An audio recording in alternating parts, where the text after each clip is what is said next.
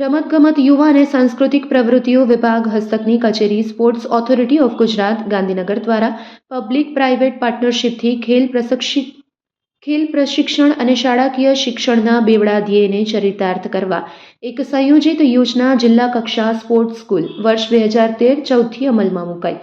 જિલ્લા કક્ષા talent identification પૂર્વે જિલ્લા કક્ષાએ પસંદ થયેલા ખેલાડીઓના વાલીઓને યોગ્ય માર્ગદર્શન પૂરું પાડવા 8 ફેબ્રુઆરીના સરદાર પટેલ રમત સંકુલ ભાવનગર ખાતે જાગૃતિ શિબિરનું આયોજન કરવામાં આવ્યું, જેમાં 300 જેટલા વાલીઓએ ભાગ લીધો હતો.